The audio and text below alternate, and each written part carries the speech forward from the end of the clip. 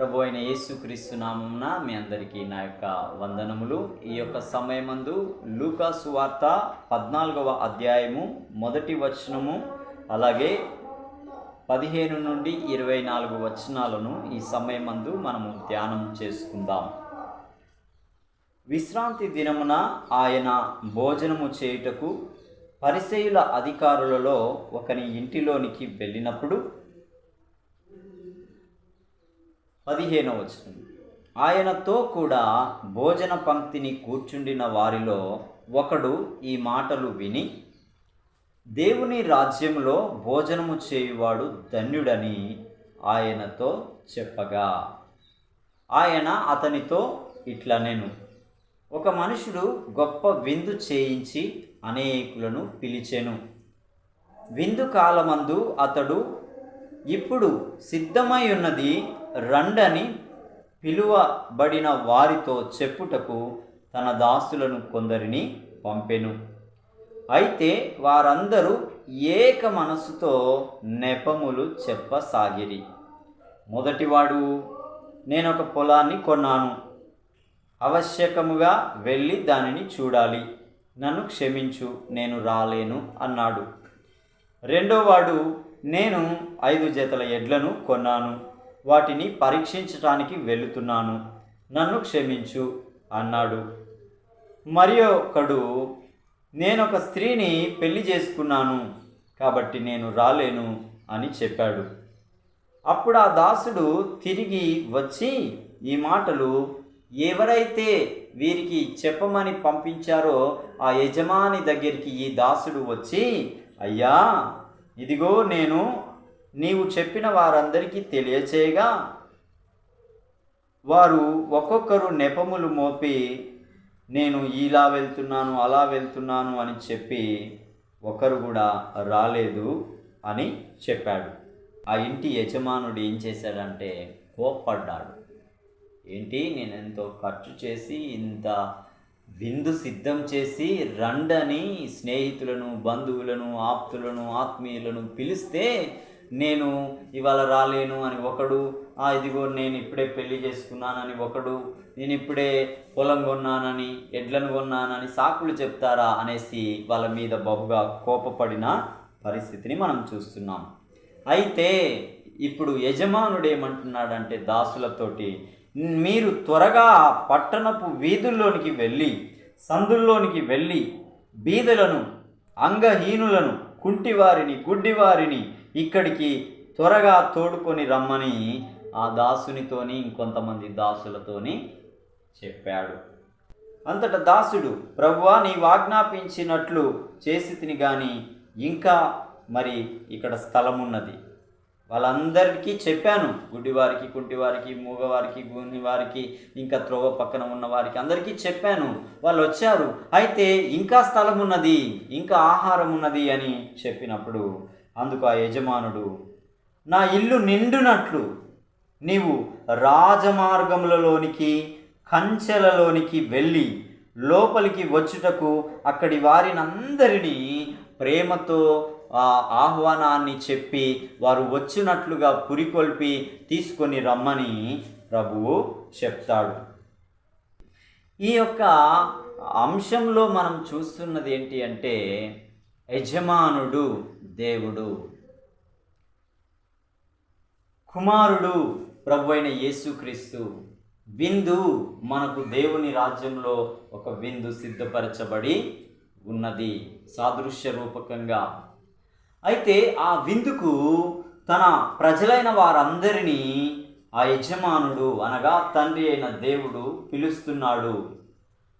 అయితే చాలామందికి పిలిచినా కానీ మేము ఇప్పుడు రాలేమని సాకులు చెప్పారు.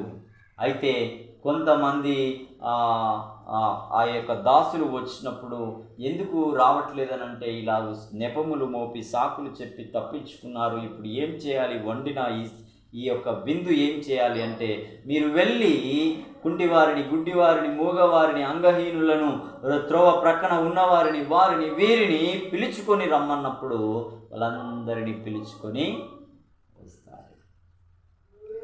ఇంకా స్థలం ఉన్నది, ఇంకా ఆహారం చాలా ఉన్నది అని అంటే మీరు వెళ్ళి రాజమార్గములలోని, కంచెలలోని, తర్వాత ఇంకా అనేక స్థలములలోనికి వెళ్ళి పిలుచుకొని రండి అని ప్రభువు చెప్పగా మనం వింటున్నాం.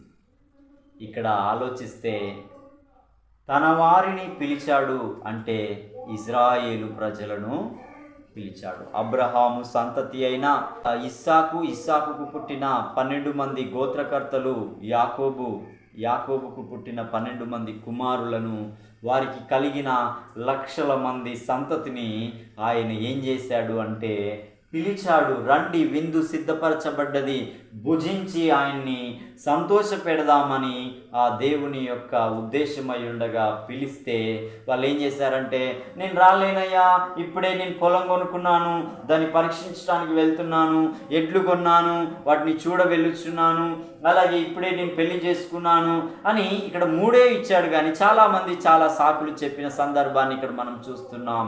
అయితే ఈ విషయాన్ని ఎవరైతే చెప్పమని యజమానుడు దాసులకు పంపించి చెప్పాడో ఆ దాసులు తిరిగి వచ్చి, యజమానుడా ఇదిగో సంగతి అంటే ఆయన కోపగించి, నేను పిలిస్తే రారా అనేసి కోపగించి, ఇదిగో మీరేమీ భయపడనవసరం లేదు, వారు రాకపోతే రాకపోయారులే అనేసి మీరు దేశమంతటా, ప్రపంచమంతటా నలుమూలల ఉన్న సమాజానికి ఈ వార్తను తెలియచేయండి అన్నాడు.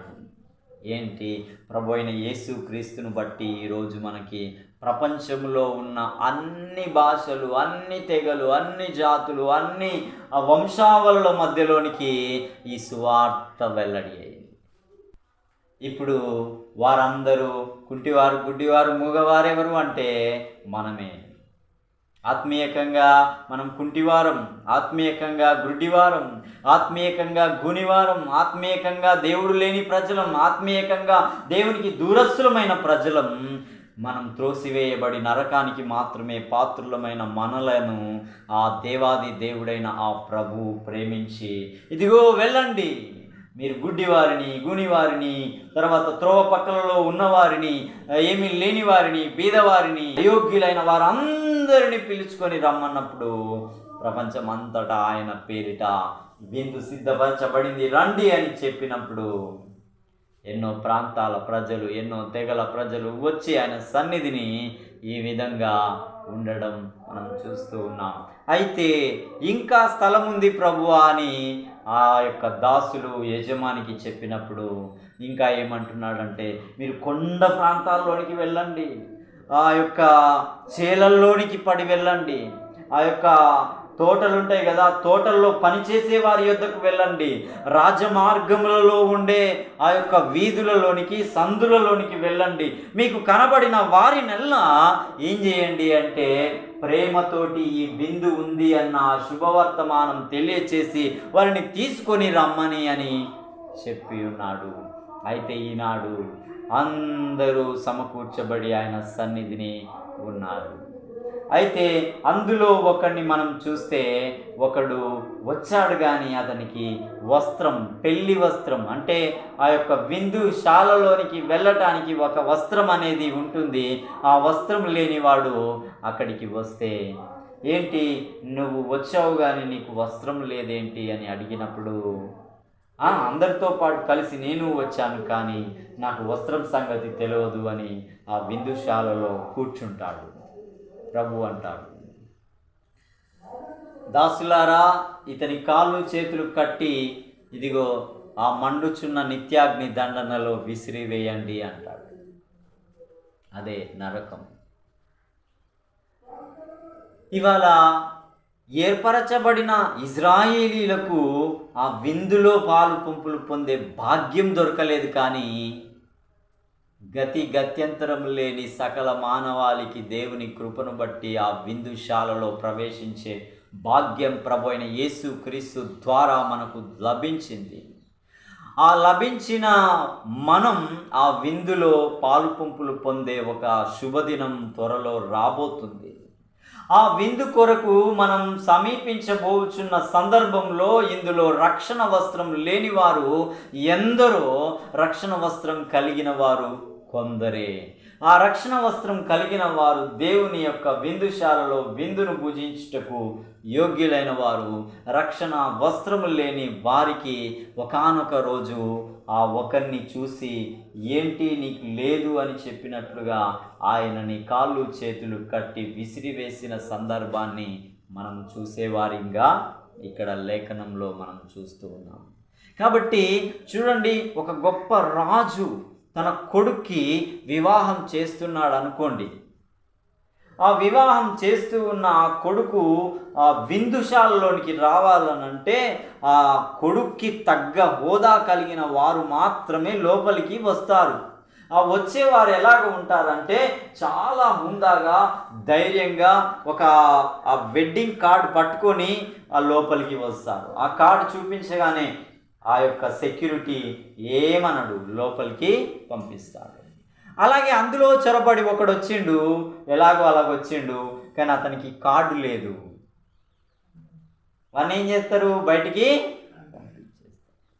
కాబట్టి మనం జ్ఞాపకం చేసుకోవాల్సింది ఏంటి అంటే, దేవుని సన్నిధిలోనికి రావడం ఒక ఎత్తు అయితే ఆయన రక్షణ కలిగి జీవించడం రెండో ఎత్తు. ఈ రక్షణ కలిగి జీవించిన వారికి మాత్రమే దేవుని యొక్క రాజ్యంలో, దేవుని యొక్క విందుశాలలో ప్రభు అయిన యేసుక్రీస్తును బట్టి వారందరితో కలిసి భుజించి ఆయనతో ఆనందించి ఆయనతో తృప్తి పొందే భాగ్యాన్ని ప్రభు అయిన యేసుక్రీస్తు ద్వారానే మనము పొందుకుంటాము. ఒకడు ఈ మాట విని దేవుని రాజ్యంలో భోజనం చేయువాడు ధన్యుడని ఆయనతో అంటున్నాడు. ఇక్కడ తినేదేముంది? తింటాం, ఎన్ని తిన్నా మనకి మళ్ళా తినాలనేదే.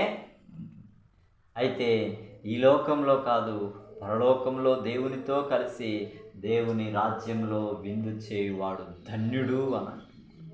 ఆ ధన్యత మనకు ప్రభు అయిన యేసుక్రీస్తు ద్వారానే లభిస్తుంది. అయితే విందు సిద్ధంగా ఉంది అని చెప్పినప్పుడు చాలామంది ఎలాగైతే నెపములు మోపారో, ఇవాళ ప్రపంచం అంతటా సువార్త ప్రకటింపబడుతున్నా కానీ అమ్మో ఆయన మాకు కాదులే, ఆయన ఆ కొందరికే దేవుడు, తర్వాత అసలు మా దేశానికి సంబంధించిన వాడు కాదు అని ఇట్లా సాకులు చెప్తూ తప్పించుకుంటున్న వారి యొక్క పరిస్థితి ఏంటి అని అంటే, ఒకరోజు ఆయన వచ్చిన దినమందు వారంతా ఎక్కడ ఉంటారు అంటే దేవుని ఇంట్లో కాదు కానీ మరొక ఇంట్లోనికి వెళ్ళిపోయే పరిస్థితిలోనికి వెళ్ళిపోతారు. ఇప్పుడున్న కాలం, ఇప్పుడున్న పరిస్థితులను మనం చూస్తూ ఉంటుంటే మనము ఎప్పుడు ఏమైపోతామో తెలియని అపాయకరమైన దినాలలో మన జీవితం కొనసాగుతున్నప్పుడు మనం పరలోక సంబంధమైన ఆ రాజు ఇంట్లో నివాస యోగ్యమైన వారముగా ఉండాలి అంటే మనకి అత్యంత ప్రాముఖ్యమైనది రక్షణ వస్త్రం. ఆ రక్షణ వస్త్రమును కలిగి మనం జీవించుట దేవుడు కోరుకుంటున్న విషయమై ఉంటున్నది. కాబట్టి ఈ రక్షణ కొరకు మనం సిద్ధపడితే అది మనకి మంచిది. తండ్రి ఇంటిలోనికి ధైర్యంగా వెళ్ళి ఆయన విందుశాలలో పాలు పంపులు పొంది ఆయన కూర్చున్న స్థలంలో మనం కూర్చుండి ఆయనతో పాటు విందు ఆరగించే ఆ భాగ్యం మనకి దొరుకుతుంది. దేవుడు తన మాట మన వినికిడిలో దీవించునుగాక. ఆమేన్.